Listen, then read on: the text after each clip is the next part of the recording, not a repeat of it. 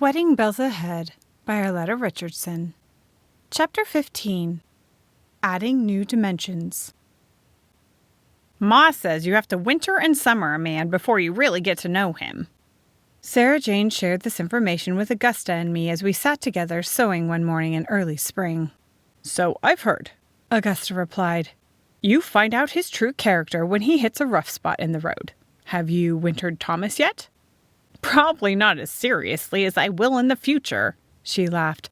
But I know one important thing about him. He can laugh at himself. That's essential to survive around you, I said. If I hadn't learned that, I'd have spent half my life in tears. You have to admit that you've done a few funny things, Mabel, some of which we won't mention. Her eyes danced as she looked at me. Tell Augusta what Thomas did last winter, I said quickly. That was proof that you're getting a good-natured husband. Thomas was visiting last January, Sarah Jane related, and he offered to help Pa with the chores. It was so cold that the snow squeaked. When Thomas couldn't put his hands on something to break the ice in the trough, he decided to jump on it.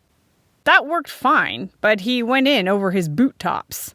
He was embarrassed to tell Pa what a stupid thing he'd done, so he went right on into milk instead of taking off those wet socks.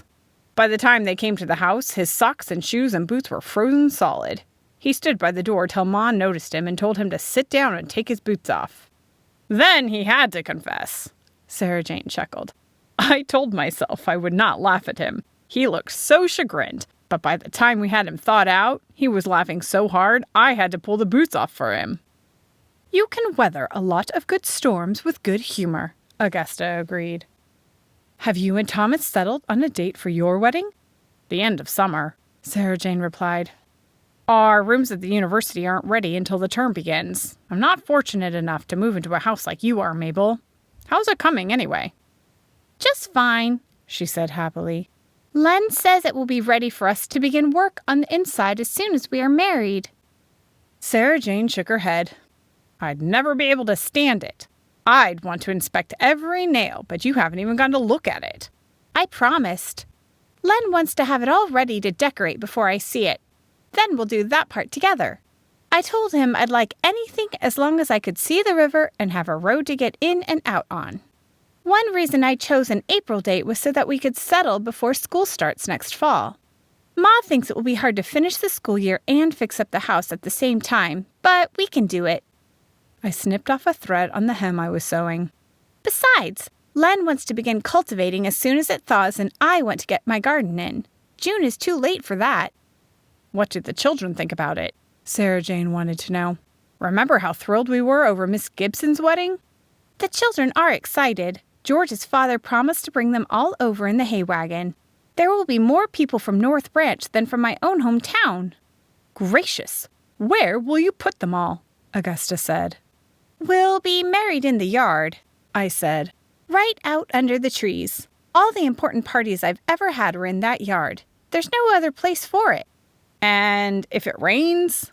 Sarah Jane suggested. It wouldn't dare. And it didn't. As I leaned out my window that perfect April morning, the scent of early lilacs wafted up to me and a breeze stirred my hair. I could hear Ma in the kitchen talking to the baby. I had seen Pa go to the barn, and I knew that before very long I would have to plunge into this day and be carried along, ready or not. My thoughts turned to Len with his dark wavy hair and laughing eyes. I thanked the Lord for sending him my way and smiled to myself as I imagined Sarah Jane saying, Are you sure it was the Lord? I knew that it was, and if God were willing, Len and I would spend many happy years together. I looked around my room. My trunk was packed and ready to go with us to our new home. My other belongings had been moved a bit at a time by Len and his father. My wedding dress, lovingly made by Augusta, lay across the bed. It's nice enough to be married in and will be serviceable for a long time, she had informed me. You have to be practical when you're a preacher's wife. I fingered the soft gray material and thought how fond I'd become of Augusta. How different people appear to you when you've summered and wintered them. I would miss her sharp tongue and loving wisdom. Mabel, it's almost 8 o'clock and you're sitting there dreaming. I jumped guiltily at the sound of Sarah Jane's voice. She plunked herself on the bed and looked around the room. I understand. Milestone markers take some thinking on. But if we're going to have things ready before the guests arrive, you'll have to think on your feet. She jumped up and pulled me with her, then hugged me tight. You've been the best friend anyone ever had, she said. An awful lot of responsibility, but worth it. Len and I had decided on a morning service so that there'd be time for a leisurely reception before the guests needed to start home for evening chores. We had also discussed the possibility of rain. We can open the doors between the parlor and the rest of the rooms, Ma had said. It won't look as spacious as the yard, but we can bring in the lilacs and daffodils and greenery to decorate the parlor. But second best wasn't necessary. When Pa and I were ready to walk the short distance between the house and the arbor set up in the yard, the sun was shining brightly and the sky was a heavenly blue. I like that Mr. Grayson, Pa said as Jerome took his place with Len beside the minister. I'm glad you and Len will have such good friends in the community. Sarah Jane walked ahead of us, and her pale green dress blended nicely with the arbutus and wispy fern that she carried. I carried a bouquet of my favorite spring flowers, narcissus, lily of the valley, and orchid lilacs, nestled in maidenhair fern. Pa squeezed my arm gently as he left me at Len's side and went to stand by Ma. Violet watched with wide blue eyes, and I was glad I had convinced Ma to bring the baby out for the ceremony. Our minister, Reverend Barrett, smiled happily as he began the service. Dearly beloved, we are gathered here in the presence of God and these witnesses. These witnesses were my dear family and friends. Surely no one was more blessed than I to have all these people around me on my special day. Molly and Warren were there, as well as Jacob and Letty and other friends from high school days. Russ and Clarice did not come, though I would have been happy to see them. Amelia Matthews baked the wedding cake, and she and Myra Grayson were the hostesses for the reception. Elsie, Prudence, Carrie, and Serena proudly served the guests. My whole wedding day was a beautiful expression of friendship. It was early evening before Len and I started back to North Branch. My, it's quiet, I said. I haven't heard this much silence for weeks. I know, Len agreed. Wasn't it great to have so many wonderful friends at our wedding? And it was nice of your folks to have Ma and Pa stay over till tomorrow. Would you rather stay in their place tonight and see our house tomorrow morning? No, I want to begin our life together in our own home, I replied. Is everything there that we need to start housekeeping? Len nodded happily. I had advice from both Ma and Augusta. You know they wouldn't forget anything. Have they been to see it? No, I wanted you to be the first. Besides, we have a lot of fixing up to do before we have company. I brought in only the basic necessities. Aside from the fact that I knew that there were 3 small rooms, I had no idea what the house would look like. I knew I could change anything except the structure, but I braced myself for surprises. We'll have to stop and take care of Pa's chores. Len's voice broke into my thoughts. Do you think we should take some milk and eggs for breakfast in the morning? Isn't there any food there? Well, no, I've been too busy to think about food. Maybe we could eat with the folks for a few days? For a moment, I didn't know what to say. What a way to begin our married life.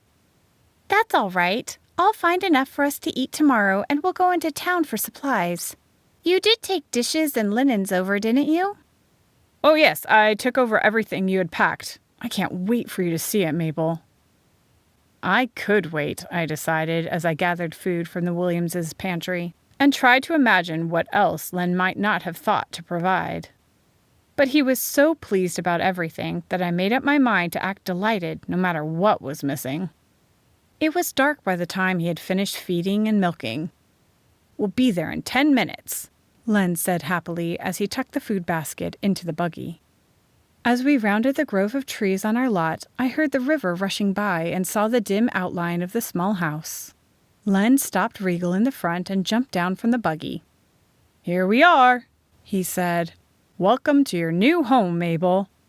He lifted me out and set me down. Then he took a step toward the house and threw open the door. The light of the moon through the trees was very dim. I leaned against the doorpost. Can you light the lantern, Len? Silence. I don't believe there's one here, he said finally. No light? I've just been working during the day and I haven't needed it, he explained apologetically. But let's unload the buggy and I'll go back to the house and get one. It won't take more than 20 minutes. Together we transferred the trunk and the food to the floor of the main room. Do you want to go with me? I'll wait here, I replied.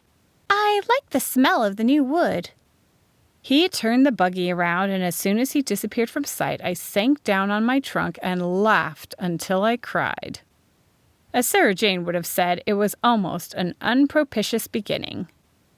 I sat looking out the window at the trees, our trees, waiting for Len to return. It occurred to me that as milestones go, this one promised to point toward a future every bit as unpredictable as the past. And I knew that there was no one I would rather spend that future with than Len. End of chapter 15. End of Wedding Bells Ahead.